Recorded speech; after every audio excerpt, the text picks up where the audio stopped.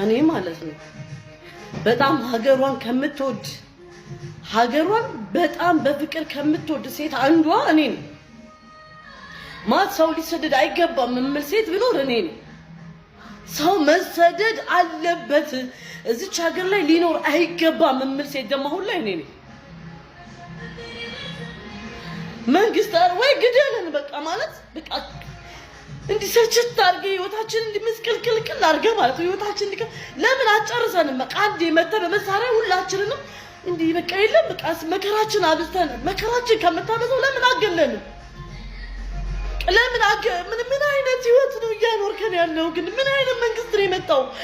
ምን አይነት ህግ ነው ያለው? ምን አይነት በቃ ምን አይነት እንዴ ሰርተን መብላት እንኳን አልቻለም ነው ወይ? ሆን ብላችሁ ነው ሆን ብላችሁ ያ ከሲስተም አስወጣችሁ የት እንሂድ? ሁለት ሀገር የለንም መደበቂያ ሀገር የለንም። ምን ያው ከተማ ልጅ መሄጃ የለኝም እንዴ ዛሬ ወረዳ ምናምን ብለው ወረቀት ሰጡኝ። ሰጥተው ነው ሄዱ፣ ስራ ሰጥተው ሄዱ። ያን ወረቀት እኔ አላውቀውም፣ አካባቢውን ብዙ አልዞርም፣ ሰፈሩን አላውቀውም። ወረዳው ለካ ሌላ ቦታ ነው። ሰዓት ረፈደብኝ፣ ብቻ ወረዳው ጋር ደርሻለሁ።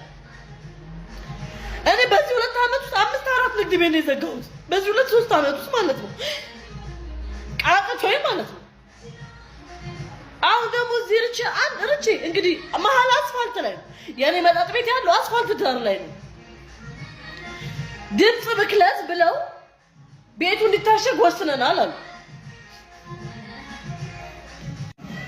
እና የኛ መጠጥ ቤት ያለው አስፋልት ዳር ላይ ነው። አስፋልት ዳር ላይ ድምፅ ብክለት መተን ቼክ አድርገን ቤቱ እንዲዘጋ ወስነናል አለች።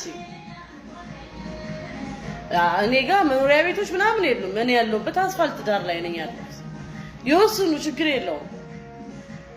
የሚገርመው ግን አሁን ያለኝ ስፒከሮቹ ተቃጥለው ሪዘርቭ ስፒከር ላሰራ የሰጠሁበት ቤት ሪዘርቭ ብሎ የሰጠኝ ስፒከሮቹ ተሰርቶ እስኪ ይወጡልኝ ሪዘርቭ ብሎ የሰጠኝ ስፒከር ነው ያለው። ማለት በኖርማል ስፒከር ነው እየሰራን ያለነው። ሁለት ደግሞ ይሄን ያክል ጩኸት ያለው ቤት አለ። በቃ ሳይለንት ቤት ነው የኔ ቤት ማለት እና ቤቱ እንዲዘጋ ወስነናል እና አሁን አለች እንዲታሸግ በ12 ሰዓት ታሽጎ 3 ወር ምናምን አለች።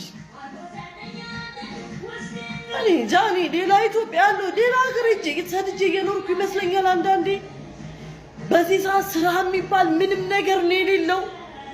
የተሰራው ከሰራተኛ አስቤዛ አልፈቅ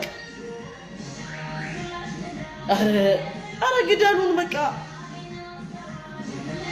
እኔ